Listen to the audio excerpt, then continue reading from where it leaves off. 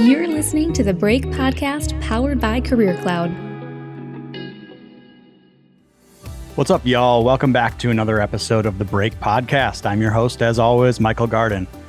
I'm so excited for you to hear my guest today. He's someone who's really inspired me greatly. But first, I love doing this podcast. Having off-the-cuff conversations about important topics makes me feel alive, and it's a way to use some of my hidden advantages that I never really let out. I will do this for free as long as I can, but it's still really hard for a podcast to cut through the noise and get noticed.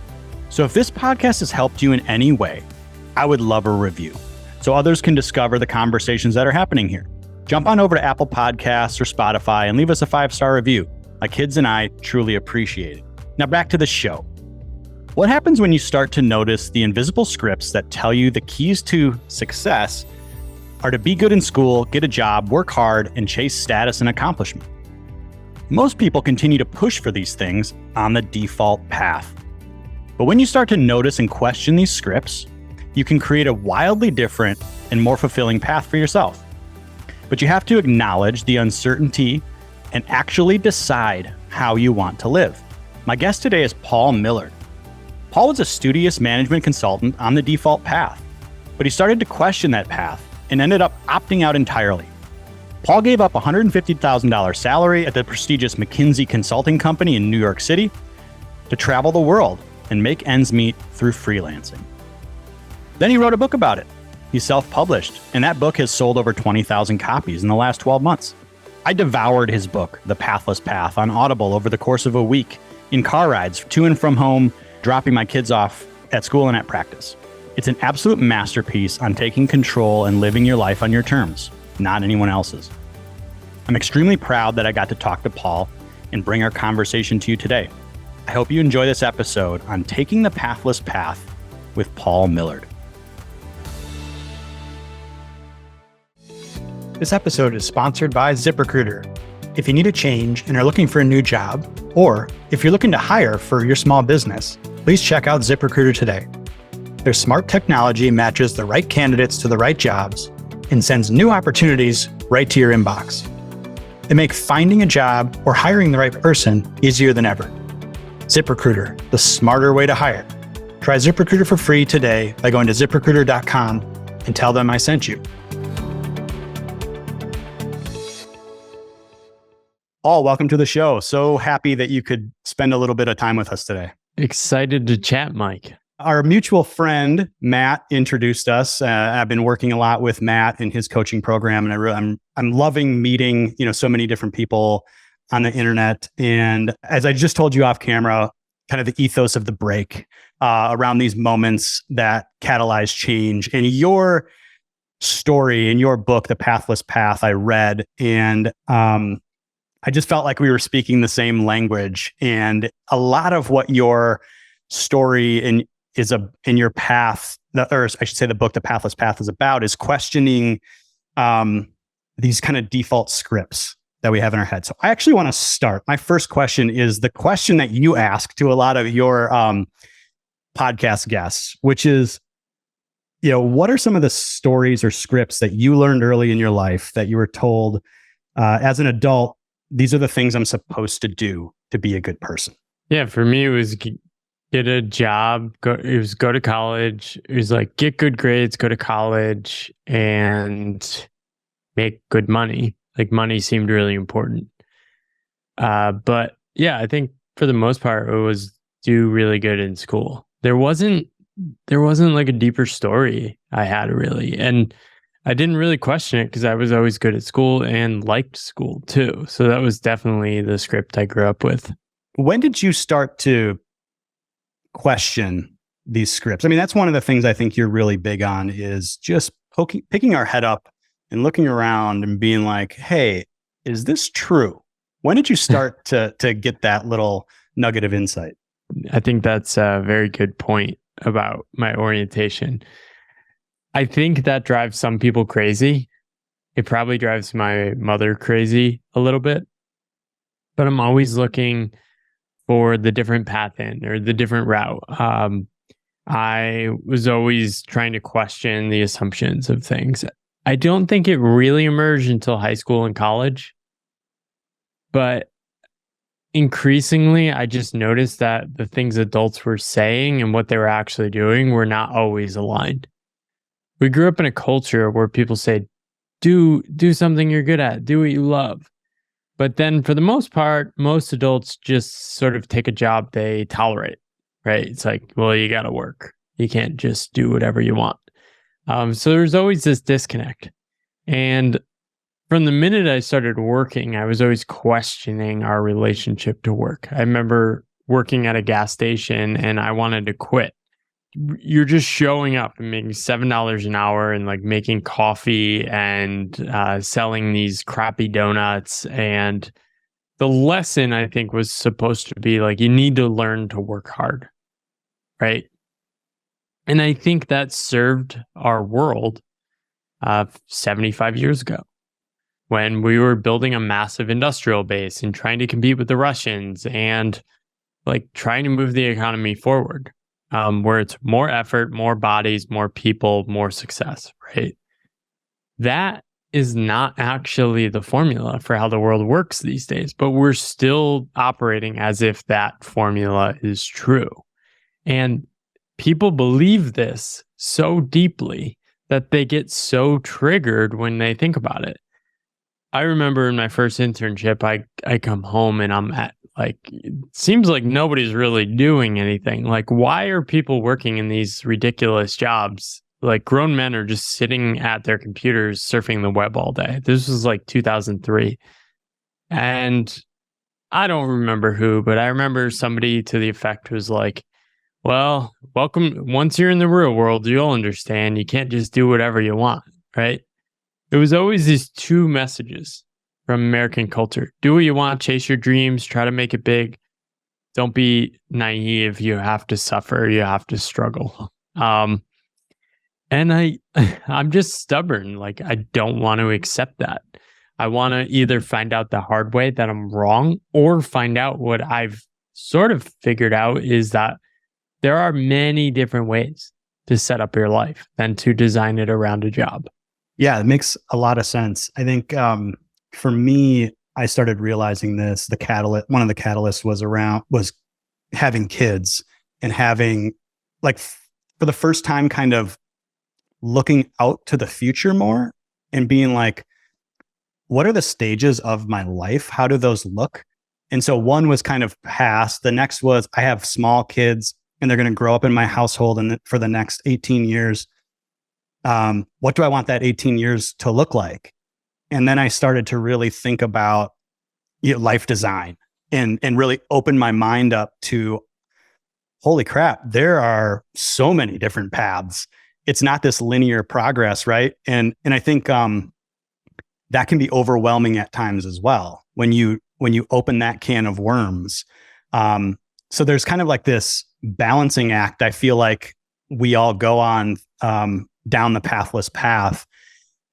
Can we start with, so what we were kind of talking about with the scripts and the default assumptions, those are kind of describing what you call the default path that a lot of us are on.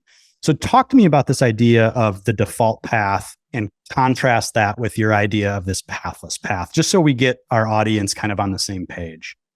Yeah, there's nothing wrong with the default path, but the default path is the story in our heads that we grow up with. For me, it was study in school, get good grades, get a good job. It's this sort of unquestioned path in life. And for many people, that path is really just like, get a good job, ... question mark retirement, right? Whole lots of stuff happens in that ... question mark, right? And the reality is, nobody's actually on the default path. There is no smooth linear path through life. Our lives are riddled with disruptions. We're always being disrupted, positively and negatively. Health crises, you lose family members. Positive things, you have kids, you change jobs, you move locations, you get a new house. Like, we're constantly disrupting ourselves and adapting to it. And we live with this conception of life as like, oh, it's a smooth thing. Like, I should have things figured out.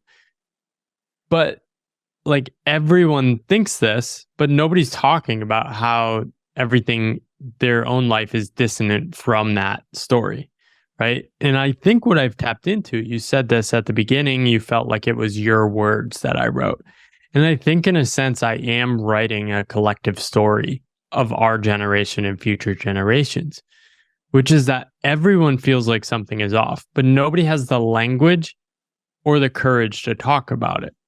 I was crazy talking about these things in 2017, 2018, 2019, and people would just cynically say, I'm naive. This is silly. What are you talking about? And part of that was I just hadn't brought together the cohesive ideas like I did in my book. And the second thing was we just didn't have an awakening moment. In 2020, we had that awakening. Everyone was forced from their office buildings and their ritualistic commutes to their work temples, and we're working from home. They're working from home. A lot of people, this is underreported, a lot of people really liked being with their families. Mm-hmm. Like, you only see that, like, oh, it's so bad, can't get work done at home. You only see these stories, right?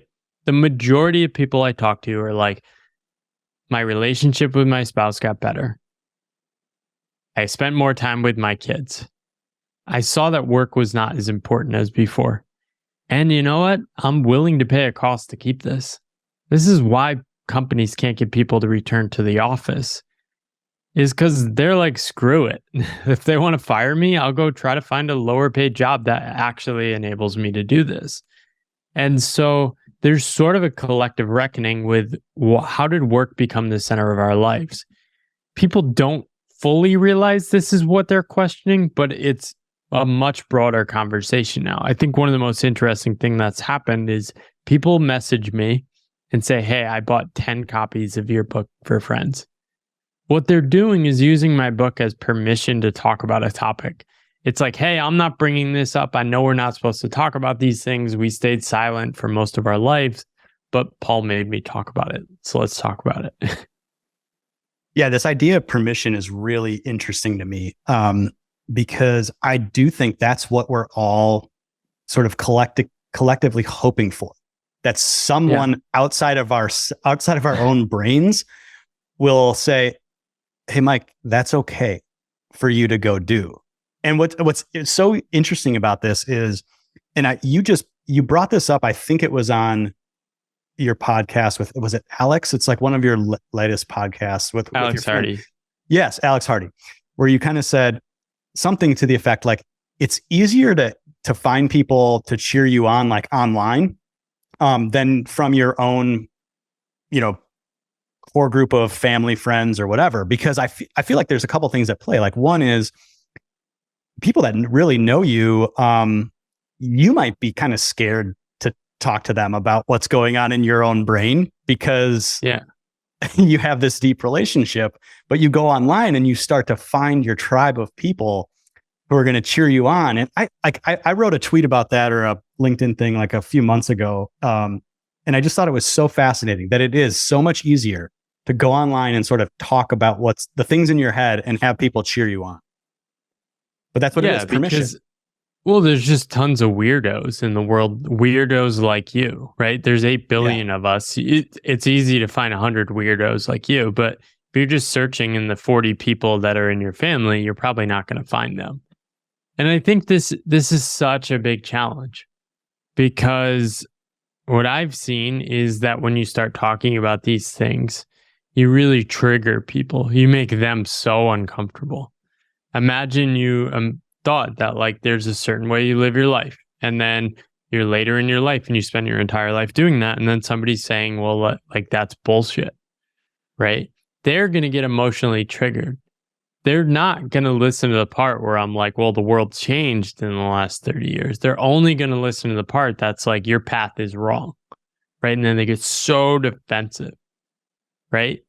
At one point, my mother said to me, like, well, your dad suffered at work. Like, why do you think you get to have this enjoyable life? Right.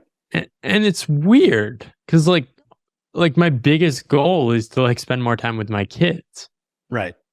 Like, why isn't that celebrated? And that frustration I have is channeled into my writing. Is like, why are we pretending like work is the most important thing? Like, why can't we loosen the collective grip on our imaginations that work seems to have? I find it fascinating too that people take an idea, and if they don't feel like they are living that idea, that they think the author of that idea is calling them out in some way. Like the conversation that I try to have are not about, it's not that you have to go start your own business, right? There's so many people out there that are saying like that is the path. My message, and I think yours is too, even with the pathless path, is like, do whatever aligns with how you feel and your priorities. And the most foundational part of that is questioning the default assumptions and saying like, okay, is this true? Is it what I want? And what are my options around creating something different? And I talk about it in terms of like from finance, like my finance background, in terms of like options and portfolio and risk and uncertainty. Like in your language is, it's not as defined by one of those, I guess I would call it industries, right? Like finance or startups or whatever. But it's the same theme and message around life is actually more uncertain, and you have to take different approaches to make sure you live the life that you want to live. Yeah, I think one thing I know is that life is uncertain. So why create this very illusion of a stable path when you know you're going to be thrown off it? Why not just lean into the chaos and actually have a little fun with it and design it in a way that makes sense for you? I think for me, like when I think of the break for me was breaks from my state of mind, right? It's not a break from a path. It was a break from my state of mind. And one of those things was losing my grandfather, right? And just having my first like face to face with mortality and feeling different about the world. And like, okay, that's clearly important. The work I'm doing in my day job seems very silly now. The other was a health crisis where I was literally forced to take a break from work. That was not by choice, but by existing in that state and like developing a relationship with my suffering, I realized like, okay, this might suck, but like I still have my humanity and I am more than just a worker. I just like so desperate to return to work, but I realized like that was just an empty shell of a identity, right? And there's all these little moments of awakening. And I think a lot of people have these, but they just don't want to listen to them because they fear, well, I might end up blowing up my life. And that is true, right? And that is the hardest thing. I don't think humans are meant to live a smooth, convenient existence, but that is what many people are aiming at. So for me, being on this unconventional path, being on a pathless path, being on a path that can't be explained to others is actually a feature, not a bug, because I'm leaning into the uncertainty, developing a relationship with it. And I feel way more stable than I did on the previous path. Stable emotionally, stable mentally about like knowing this is a life I want to keep living. And to be honest, stable financially because I'm more susceptible to the ups and downs of income flow. So I just don't creep up my lifestyle. Right. Right. So that gets into a little bit of kind of trade-offs, right? And being really sort of truthful with yourself about what you're willing to give up and all that. Can we first start with, let's go back and give people a little bit of background into where you were at those moments. So, you talked about your grandfather, you talked about your health crisis, you talked about how you were good at school and you were kind of good at this default path. Yeah. You went into consulting. Talk to us a little bit about where you were, what was the time frame, and then, kind of where you ended up. So in college, I really caught prestige fever. Prestige I fever. saw, I like that. I saw what other people were doing, and I just kept wanting to creep up, like doing more and more impressive things. Like, it's really the only game left if you're good at school. It's like, okay, now you need to play the career game and optimize your options. There are rankings online of consulting firms, and they rank them 1 to 100. And it's like, oh, I should want that, right? It's really impressive. They only recruit at Ivy League schools. They don't recruit people that go to schools like mine at UConn. It was like, well, what if I tried? And there was a hunch I would actually like it, which was pretty true. I did love strategy consulting. I was really into the business world. I like learning at a fast pace. I love new and different challenges. So it was actually a great fit for me. But I desperately just kept like trying to break into the industry. I failed my senior year of college. I ended up working at GE. I was never quite happy at GE because I always felt like I didn't have enough. But then I ended up getting a job at McKinsey and Company, which was a great consulting firm. And I thought like I had won the lottery. Like my 2 years there were probably the peak of my career. It was all downhill after that. Because the problem is when you're at a place like McKinsey or any other impressive organization, what every driven person is doing is looking for the next step. You're always going to the next step.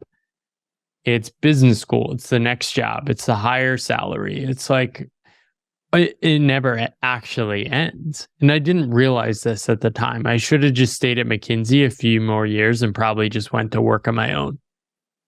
But yeah, it's like the uncertainty of being a young man who doesn't have a good self-awareness and doesn't have a good relationship with his emotions. Like I wanted to feel special, and work is the easiest place to feel special. But it never quite delivers anything deep and enriching to your life. You're listening to the Break Podcast powered by Career Cloud. This episode is sponsored by ZipRecruiter. If you need a change and are looking for a new job, or if you're looking to hire for your small business, please check out ZipRecruiter today. Their smart technology matches the right candidates to the right jobs and sends new opportunities right to your inbox. They make finding a job or hiring the right person easier than ever. ZipRecruiter, the smarter way to hire. Try ZipRecruiter for free today by going to ZipRecruiter.com and tell them I sent you. I can remember interviewing at Deloitte Consulting in Chicago, and I was actually offered a job there, but I remember like interviewing the interviewer and asking him about like, he was in his mid 40s and he was still traveling 4 or 5 days a week. And I'm like, this is the best place, quote unquote, best place to launch your career in whatever year that was. Like, I that's not for me. I can't do that. So interesting. Well, it's a very narrow conception of life. Right. Like there's this haunting passage in The Organization Man written in the 1950s by William White. And he says, no longer do young men graduate and enter the real world. They transfer to organizations. And what he's really saying is that we're coddled in these institutions that give us the appearance of safety. But like the best place to launch your career might be at one of those places. But the problem is once you're in, there's no off-ramp to actually start your life. You are dependent on the institution system to keep going. Right. So it's like we have to always guard against this default pull, because we do have so many options. Well, we're just highly susceptible to the systems we're part of. Like, right. I think it's very naive, and I realize this now. I was naive at one point. I thought my principles would win out against the systems I was in. When I am the leader, I will then run things differently. It's nonsense. You're not going to be able to run things differently. Like millions of people have attempted this and everyone fails. Eventually, you conform to meet the incentives of the system you're in. Right? And in most like big company type jobs across the world, what will get you promoted is having the highest level of anxiety, reacting to things as quick as possible, and doing more work than other people. Like, you just can't be naive to this. Like, you can't slack and do less and actually expect to have a career trajectory and keep growing and developing. You won't. You'll either have to self-select out, or you're just going to settle into some job that you're just going to do over and over again. But I think most people don't want that. But most people do end up in that path because they just can't see any other option once they're in it long enough. Right. So the antidote to this, or the opposite of the default path, is what you kind of call the pathless path. So where did you first sort of crystallize that idea of a pathless path? Because I think that works really well. And I've been searching for this language, and I think that works, but I'm curious as to where you first kind of heard that or started to use it. It's from the poet David White. He quit his nonprofit and naturalist career in his 30s to become a poet. And I discovered the phrase from him. He said, when you first discover the phrase pathless path, you're not supposed to know what it means. But when I read it, it meant everything to me. I was like, oh, this is it. And I just kept playing around with that phrase. It was a great way to be like, I'm on a pathless path. I met her a month after reading that, or like 3 months after reading that. And she loved it. We created a journal for our travels, like when we got married, that has the pathless path.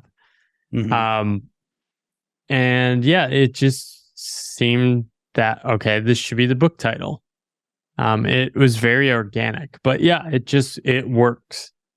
And I'm glad people can use it to sort of describe their paths. It seems to give some people comfort. Yeah. And sorry, keep going. I didn't mean to cut you off. No. And I think so I have like a phrase around this. It's basically like, here's how I describe it. It's an alternative to the default path. It's an embrace of uncertainty and discomfort. It's a call to adventure in a world that tells us to conform. It's also a gentle reminder to laugh when things feel out of control, and trusting that an uncertain future is not a problem to be solved. Yeah. And that's that permission aspect. Like, it's okay to not know, because everybody doesn't know. So embrace it and go with it instead of fighting it. Like, that's how I interpret that. Yeah. And it's hard. And a lot of people don't like this. Makes them very upset, makes them angry. People have been spending decades of their life solving and planning every aspect of life, but it's an illusion. And like, a lot of people are just like, I don't want to plan. I don't want to orchestrate my life. I don't want to constantly be worrying about the future. I don't want to live as this worker brain that's constantly worried about, like, what if 7 years from now I'm not employed? It's like, it's sort of just permission to like take a deep exhale and like just exist in the present moment. It's like, all right, everyone's wound up a little too tight. Let's take a deep breath out and laugh a little. Like, it's fine. Nobody's ever known what they're doing. Yeah, I try to use humor and laughter as my way of just saying, like, let's just be human here, right? Like it's not the end of the world, and the point is to enjoy the ride, because we're here for one go round. So let's laugh a little bit. Like, let's shake it out. But yeah, that embrace of uncertainty is a really sticky one for a lot of people. I think they have such a hard time with that, in particular. That's like, what do I do then? And then you start to get into all of these trade-offs. So like, when you stepped off of your default path with McKinsey, you were making some calculations and some trade-offs. Talk to us a little bit about what you did next and how you thought about that transition and managed through that situation to where you went next. Yeah. So I actually worked in multiple other jobs after McKinsey. I went to business school. I kept playing the career game and eventually left a consulting firm where I was making like 150 grand. There wasn't much of a calculation other than like, okay, do I have enough money to potentially survive for the next 12 months? Yeah, it seems so. I had to write back a check for 24,000 to my company. Because I had to pay back a signing bonus if I didn't stay 3 years, right? Just really stupid. Company that doesn't give a shit about its people. But like, I couldn't go another month. If I had stayed 9 more months, I would have kept that and gotten another bonus. I probably would have like 2.5x'd the amount of savings I had, but I couldn't go another day. I was so fried. I wasn't working long hours, but I was fried. Like, I just couldn't care anymore because what I cared about was not aligned with anything I was doing with my time and my day and my soul. And I had to save myself. And walking away seemed very obvious at the time. I was single, which makes it easier. And I just wanted to run away. I didn't have much of a plan, but I was like, okay, I could probably freelance to make some money. But worst case, I don't even work for a year and I just sort of like go back to zero and then get a job. I was desperate for a different way of living life. And yeah, I mean, I hope people don't reach that point. I want people to remix their life earlier. I want people to contemplate deeper. And that's why I share like all my dumb fumbling around, like especially in my first few years of my path. Like I hope it comes across in my book that I didn't really know what I was doing. You do a really good job of articulating that. Like, hey, just so you know, like when I made this move, I didn't know what I was doing at all. Like you call it out really well in the book, which is helpful. But the story that you just told to me is really, really helpful for people because unfortunately, I think there are a lot of people in that situation that are fed up and fried and are telling themselves, I can't go another day, but they go another day because of the carrot at the end of the stick or because of whatever obligations. And so you just shared with us, you know, the amount of money that was sort of on the line in the calculation of trade-offs, that you actually wrote it back and you made a decision that said, my well-being is bigger than this amount of money. It is worth this amount of money. And I think a lot of people can't make that calculation or see like, and the other thing I think you did with in your mental calculus is you said, that's the calculus today, money versus how I feel. But if I look in the future, I'm going to take a bunch of different steps that control my outcome more. And I'm adaptable and I can do different things and make ends meet and lower my risk in the future. And I think people have a hard time thinking on that scale as well of what am I going to do next and how can I influence the downside and the upside going forward. So I really appreciate you kind of giving us the numbers and telling us that piece of the story. Yeah, I had 150 grand salary. I was going to make a $30,000 bonus. I had about 50 grand in savings. My run rate was like spending about 6,000 a month in New York City, which looking back is like, shit, I should have lowered my cost of living, which I did after I quit. And so, yeah, it was about like 9 to 12 months like of living expenses. I had some retirement savings, but in my mind, it was like, don't touch that. That was like worst case scenario. I'm very risk averse, and I think that surprises people. So when I'm risk averse, like if you are risk averse, that's great because you'll do what I did when you quit your job. Is like immediately stop wasting money on pointless stuff like going out to dinner. Like turns out I didn't actually value that. That was just like trying to feel something when I was numbed from going through the motions of jobs my heart wasn't in. Yeah, and I just like I would take like a bus instead of the train. Save some money because I have infinite time. I can do whatever I want. So yeah, I'm very risk averse. I probably even still today keep way more cash than I should. That makes sense for my situation or makes sense like financially if I was optimizing. But yeah, it's looking back, and people won't believe this. I wish I left way earlier. Like, I just reached a point where I was making money that I thought was unfathomable when I was younger, over $100,000. And I saw everyone around me miserable, convinced they weren't making enough. And I was like, this is stupid. And I left. But I totally wish I left when I was like 25, 26. I would have had more energy. I would have had more opportunities to explore and learn things I was actually excited about. And I probably would have fallen in love with writing earlier. But one of the things I think you said in your book was it took you 4 or 5 years, if I'm not mistaken, to kind of get to that point of leaving. So going along with what you said, what was it? What was the resistance? Was it just those scripts that were like, no one walks away from $100,000 a year? Like, I just made it to the top. No one walks away from that. Or what? Because I think people basically underestimate how long that this actually takes to get over these hurdles. Yeah, and that's like one chapter of my book explaining that. Like, it's a delusion to think there's a moment. There's no moment. Right. There's like a slow fumbling for years. Some people, there's a moment, but that's like very rare. I think the thing to realize is that, like, I never thought like that. Like, oh, you don't walk away, I'm wasting these opportunities. I wasn't even doing the calculation. I've really always been someone that trusted my gut.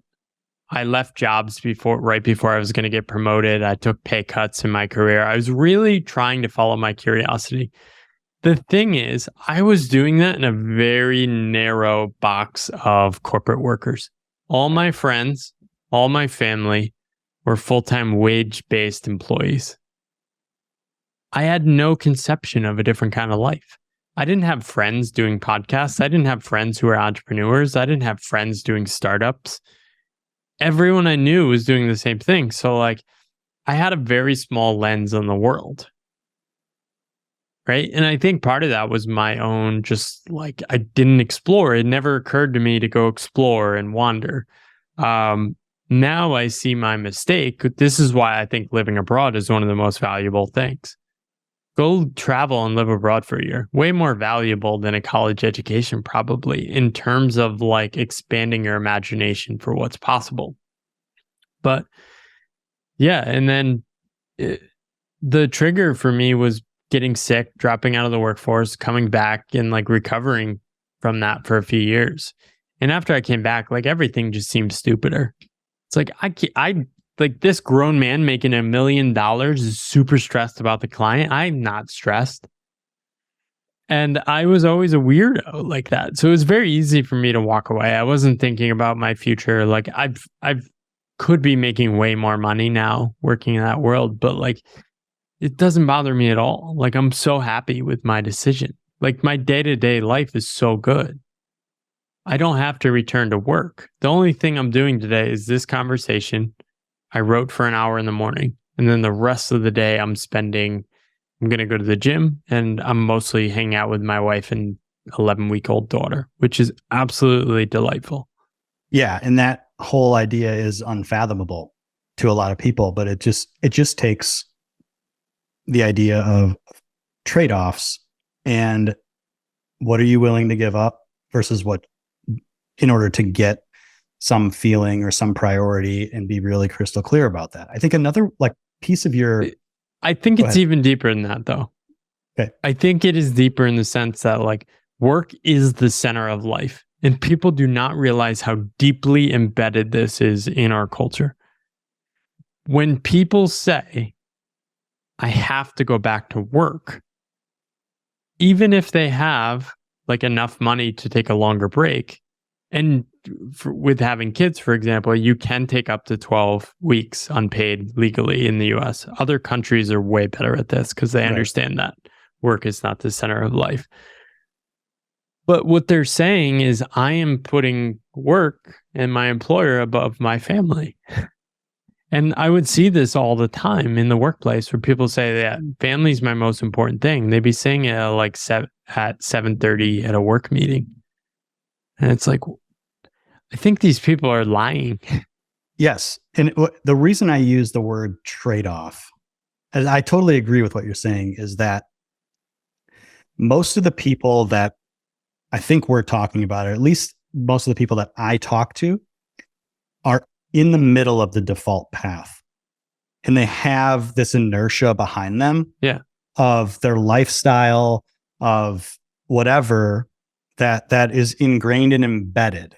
And kind of what I'm talking about is like, they might say, you just called it line. Like they might say, yeah, I put my family above everything. And they might want to get there. But on some level, they're not willing to. They do it within the context of the default path. Yes. Yes. Yeah, that's what I'm saying. And so like, they're not willing to say, I am going to move out of my too expensive house. I am going to quit the country club. I am going to do X, Y, or Z in order to create the life to actually act on putting my family first. That type of thing. Yeah, we live in a 2-bedroom rental, and we're paying $2,300 a month for rent. And we live in a walkable area. We're in Austin. It's like a cheaper city. I don't foresee being able to own a home in the US, nor do I want one. I'm just like, I don't want all the headaches that come with that. And there's trade-offs there. Like we move more often. We're not like building equity, but I'm building like wealth in index funds, which is lower maintenance costs. But yeah, that would be painful for some people. Is it, well, you can't just like rent with kids. It's like, well, that's your story. Right. You haven't tested it though. Exactly. I'm testing it now. It works. Like my daughter hasn't complained once about living in a rental. Well, she can't talk yet. Exactly. But they have no clue. Like kids don't worry about these things. That's adult worries. They care about feeling safe, secure, and loved. And that's like my goal for raising kids. Right. And like the other thing is I am wasting my career potential. 100%. I'm wasting it in the frame of the default path and what most people see as success. I'm absolutely wasting it. Mm-hmm. And if you're somebody listening to this and think about somebody saying that about you, if you can't handle that, you shouldn't take my path. Right. It reminds me of this idea from a book that changed my life, and it's called Investment in Loss. The book's not called Investment in Loss. The chapter is called Investment in Loss, and it's the idea that to make some change and grow in some way, not just monetarily and success, but growth in however you want it to be. A lot of times you have to go backwards or do less than optimal productivity or whatever that might be. And it's not exactly what you were saying, but it's a similar type of a thing. Like that's okay. That is okay. You don't have to be redlining it and trying to make linear progress and grinding out, the next step in the achievement ladder. You just need to be happy with what you're doing and feel fulfillment from whatever it is that you do. And I think, I think happiness is a hard word. I don't know if happiness is the right word. I think it's like a connection. Do you have a connection with what you're doing? Or are you doing it in an instrumental way for something else? I think the instrumental mode is what destroys human flourishing. If you're doing X for Y, you need to figure out how to actually like X or find a different X. Yes, because when you like what you do, you actually don't worry about the future, because everything flips to how do I continue to play this game and have a relationship with this kind of thing I want to do. We all want to feel useful in the world. And the most terrifying thing for people is not feeling useful, not feeling part of the human collective. right? And that's what keeps people, despite having millions of dollars. I've talked to many of them from leaving their jobs because their job is a proxy for feeling useful. And they fear if they leave, they'll be seen as worthless. And it's actually true. A lot of people they make jokes at my expense. Don't you feel like you're wasting your adulthood? You're not working, you're unemployed, you don't really work. Like what they're really saying is you're not a good person. And like, I'm just trying to reclaim some of this. Like, I'm pretty comfortable with like this. Like, I don't worry too much about what people think and it doesn't affect me that much. It bothers me, sure. But it's like, I'll just try to figure this out and write about it for other people's benefit, hopefully, and help shift the culture a little bit. One of the bigger themes throughout your book and throughout your writing and your podcast, I feel like, is this idea that if you can get closer to what your true calling is, everything sort of falls into place. And you just sort of described that a little bit. One of the things that you've written somewhere is that ambition, or maybe you said this, ambition is a matter of time. Once you know what your true calling is, it's just a matter of time. And I think a lot of people, when they're stuck, they feel what you just said, underutilized, not useful, whatever. They can't take action. But I think your idea is when you can get closer to what is calling you, you start to take action. You start to do what it is that you want to do. How do people start to get closer to that true calling? Quit the things that aren't. That's very easy to figure out. Most people know this. They don't need any help from me. And I think it's mostly about creating space in your life. But sometimes this can take years. I think my wife's been on a journey of figuring this out, and she's really struggled for a long time. Art is something that keeps showing up in her life, but she has this question of like, I feel like it's not real because I can't make money from it. To me, that's work worth doing. And like, I try to support her in that, but it's really hard for some people. For me, I wrote for years for fun, continuously, because I liked it. I never actually expected to make money.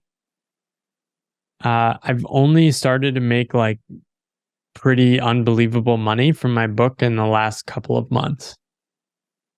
In the first year, I made like $35,000 from my book, and that was like mind blowing to me. Mm-hmm. Because I had written about work for free for 7 years, and 98% of the money I made from writing was in the 7th year, right?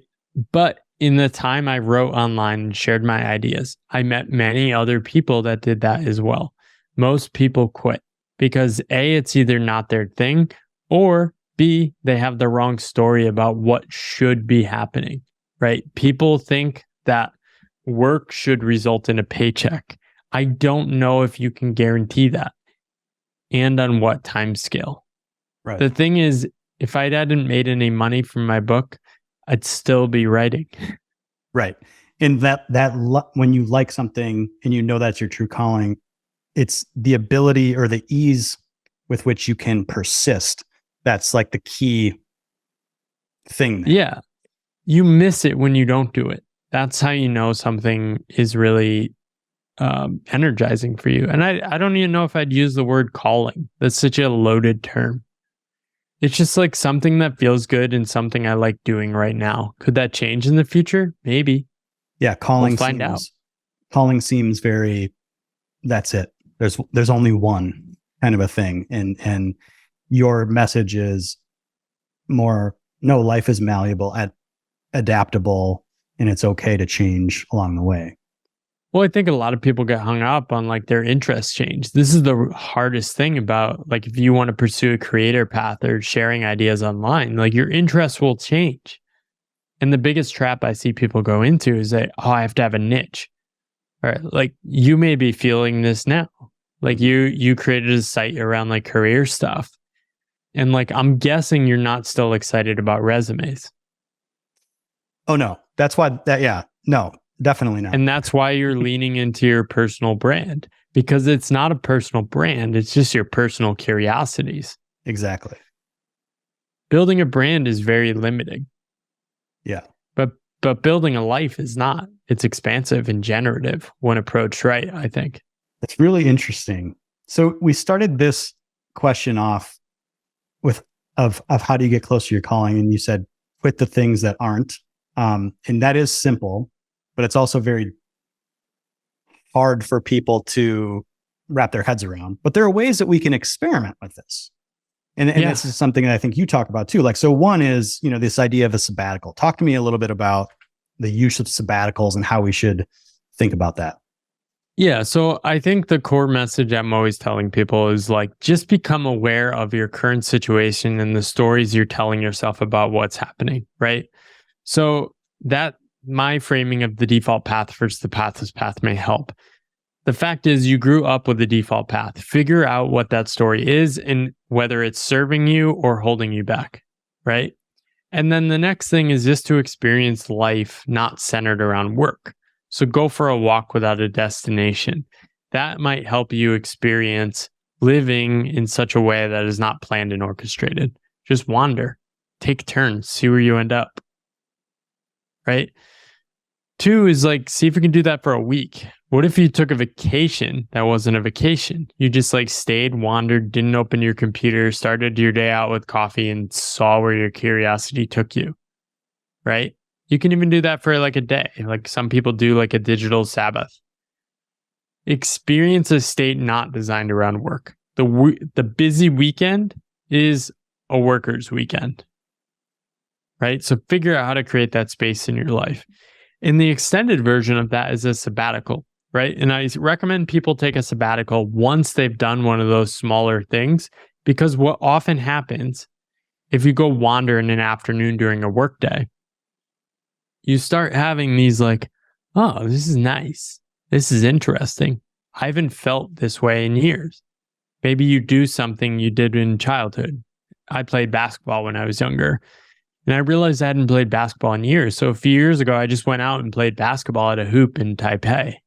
I was like, that is so much fun. Like I reconnected with myself.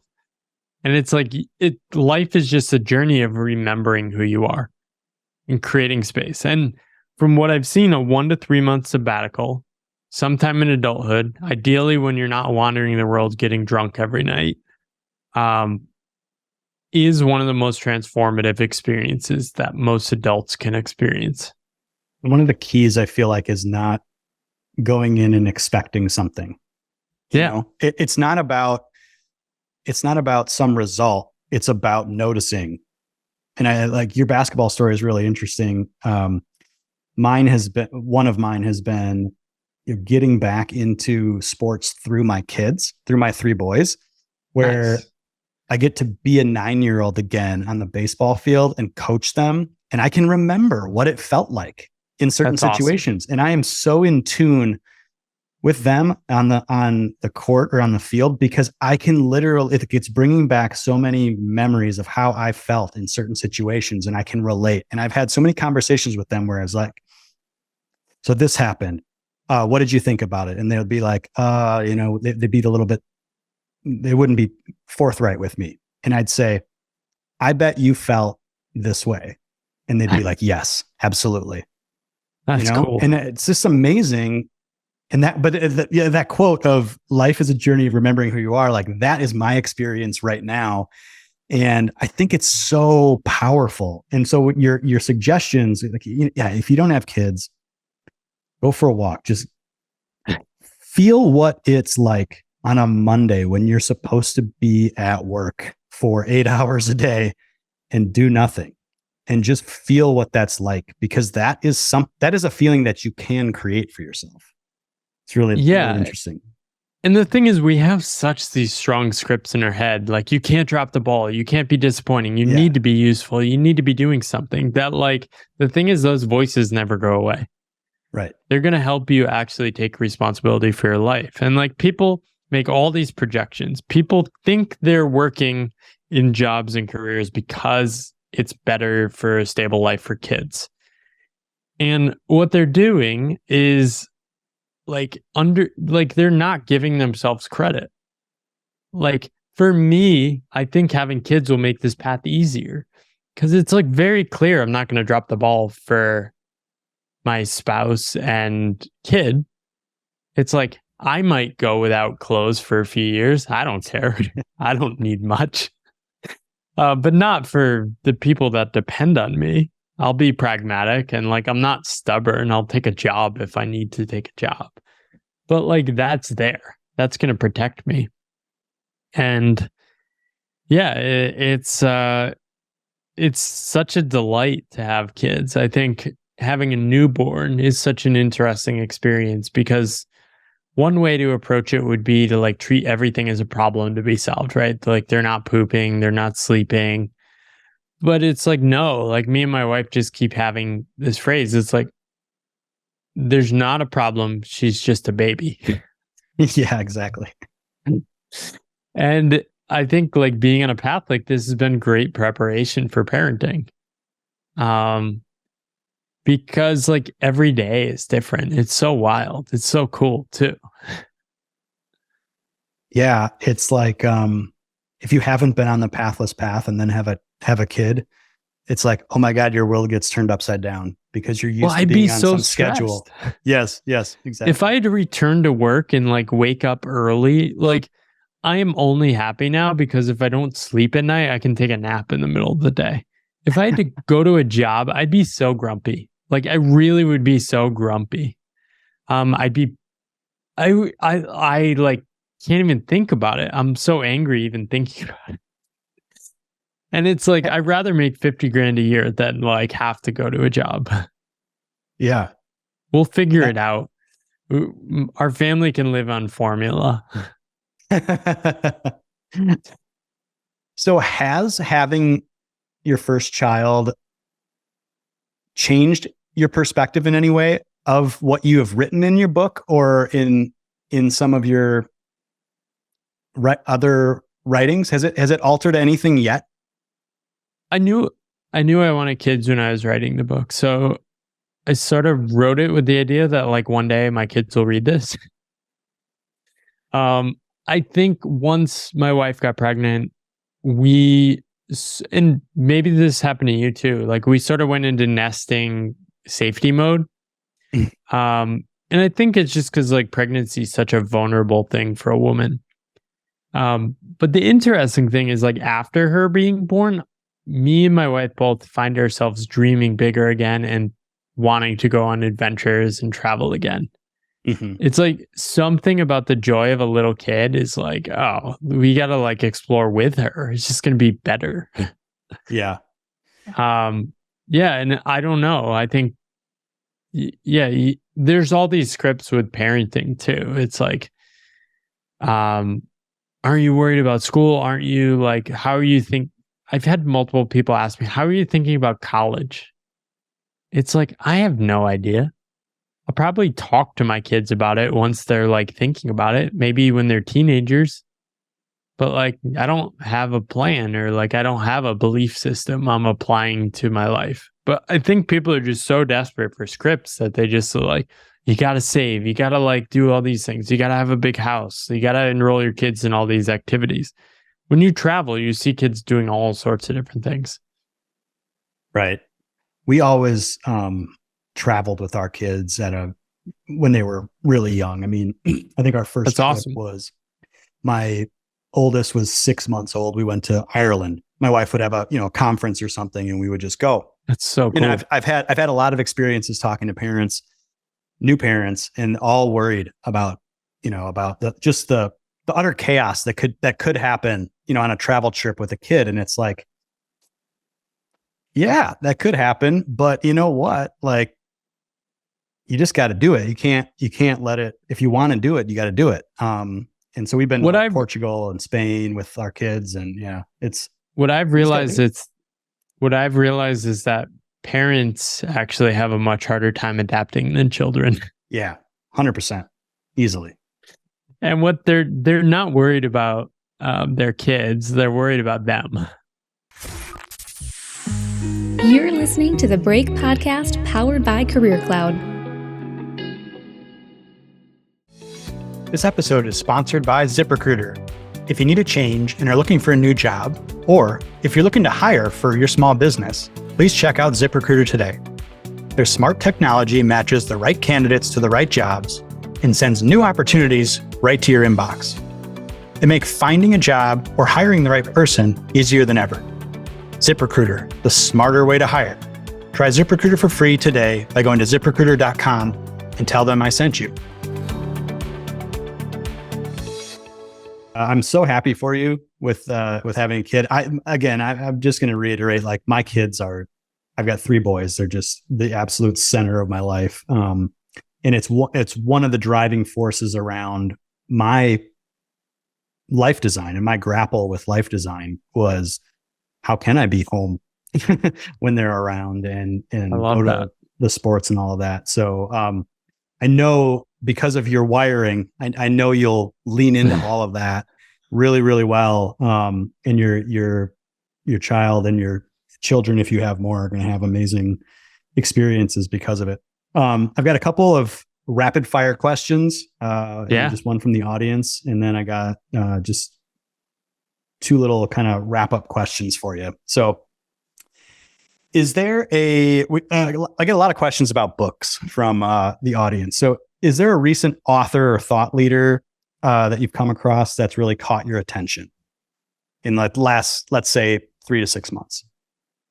Yeah, I just read this book, Wanting by Luke Burgess. This is great. He talks about mimetic desire, and he has a very similar journey of like thinking he wants things and then realizing they're not the deep, long game. That's great. It's people I've been reading for a while. Another great book is The Art of Gig by Venkatesh Rao. He is like, for like freelancing consulting and like designing your own path, he's like amazing. He doesn't even like self-promote that stuff anymore. And then shout out to my friend Nick Gray, The 2-Hour Cocktail Party. A great book on just like making friends and like creating events without stressing about hosting events. Those are 3 that come to mind. If you had, I read all the time, so it's like I see that, and I see all the books behind you, and you can see all the books that I got here. If you had to choose, is there one book that you could point to that's had the most influence on you? Oh yeah, This book changed everything for me. The 3 Marriages by David White. Oh, it's upside down. The 3 Marriages by David White. It's where I found the phrase, the pathless path. It was handed to me by one of my best friends, Johnny Miller. And it was the exact book I needed to read at the right time. And yeah, it was amazing. It's one of the most important books I've ever read in my life. I got that's one I'm going to probably pick. You'll love that one. Yeah. Okay. I had never heard of it, and I had heard you talk about David in that book on another podcast, and I said that's one I gotta. Yeah, Crossing the Unknown Sea is also very good. That's another book by him. But yeah, you'll love 3 Marriages because of the family stuff. Cool. And then we get somebody on Twitter, I think you responded actually, also asked about getting really excited about life design and wondered if there was any book recommendations you had on that. And you kind of responded to them, and I responded as well. But I'm wondering if you could tell our audience here. Yeah, 4-Hour Work Week for sure. Trying to think, like, I wish there were more books written about this stuff. Designing Your Life definitely is a great one in terms of like coming up with a 5-year Odyssey plan. Right. I did one of those in 2017, and it's sort of funny how a lot of those things became true. The Great Work of Your Life about finding work that matters. Probably my book. I would definitely recommend. Definitely. I agree with that. One I'm going to read soon is called Die with Zero. It's over here somewhere. Yeah, I've heard of that. I've read so many books. I'm just endlessly curious. I think timeless one, like reading biographies of famous people is amazing. I think the Founders podcast by David Senra Because you realize many of these impressive people always started out on unconventional paths. Mm-hmm. Nobody works at GE for 40 years and then writes a biography of their life. Yeah. Yeah. Unless you're Jack Welch. That's the only one.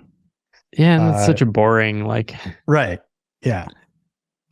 Yeah. So you mentioned design your life. I have designing your work life right in front of me. Both of those are from. I haven't read that one. Is that one good? Yeah, I think designing your life is probably better from like our standpoint. Designing your work life is really about designing. Pretty corporate, right? Yeah, designing everything that you want within the context of the default path, and you're not going to leave a job, and how to sort of engineer and set that up and set boundaries and I mean they're professors, like they can only imagine too much or advise so much within a university. Right, but I do think there's a lot to learn from that entire discipline of human-centered design thinking. I had some experiences in my corporate when I did a couple little corporate gigs with that world, and I try to meld investing philosophy with kind of that design thinking and those principles in some of my work and how I think about life and work. And so I do think that is a good discipline for people to learn more about, because I think those types of design skills are really in demand for the future. And they really promote this idea of being playful, adaptable, and experimental. And I think we need to drive that into people's, into the way people's DNA, basically, for the future. So yeah, it's a good spot. Love that. So what's got you excited about the next 12 months? Obviously, your My baby. Kid. Yeah. Anything else? That's it. All right, then riff on that. We're gonna go back to Taiwan. I think that's exciting. Okay. Angie's grandfather's still alive, so she'll be able to meet her great grandfather. Just like trying to enjoy life through the lens of a growing child. It's the best. Awesome. As a new dad and as a thank you for being on the podcast, I have a little gift that I want to send to you. So if you could, when we hop off, I would love to send this to you. But I just want to explain what this is. So this is a little journal. It's called Quote Book. My kids and I actually created it over COVID, and it's just a place for a family to write down all of the little funny, memorable quotes that get said, especially with like young kids and toddlers. So we use it for all the hilarity and funny things that happen in our life with, again, 3 boys, and I can be kind of a goofball as well. So we created it into a little product, and I give them away to everybody. And so as a gift for you and your budding family, cool. I'd love to send you one. Oh my God, that's so cool. I love it. I'm definitely going to share that with people too. Cool. So just as we wrap up, and I really appreciate you being here, Paul, and sharing your wisdom with us. Like your book is one that I'm going to reread and listen to, and it's called The Pathless Path. Tell us where people can find more about you online and find your book. Yeah, so I have a podcast and book of the same name, The Pathless Path. If you Google that or just search Paul Millard, you'll find me. I do a newsletter on Substack, boundless.substack.com. I write most weeks. And Twitter, I share a lot of random thoughts. That's sort of like my A/B testing for deeper thinking. Great. I got one last question for you before I let you off the hook. So the show's called The Break. What is the biggest barrier you see that prevents people from making their own break or pursuing that pathless path? Fear of the unknown and fear of a loss of identity. And part of it is real. And it convinces people to stay with certain discomfort. The only thing that tips the scales, however, from certain discomfort to uncertain discomfort and being okay with not knowing what you're doing and potentially bigger downside is a sense of wonder. So I always tell people, open up that space in your life and try to discover that joy, reconnect with yourself, and try to find a reason to wander. Love it. Wander is the magic sauce. Connects you back to who you were, and can be a source of inspiration and creativity for you going on your path in the future. Paul, thanks so much. I really appreciated this conversation. It's great to meet you, and thank you for sharing your story with our audience. Yeah, definitely. It was great to connect with you.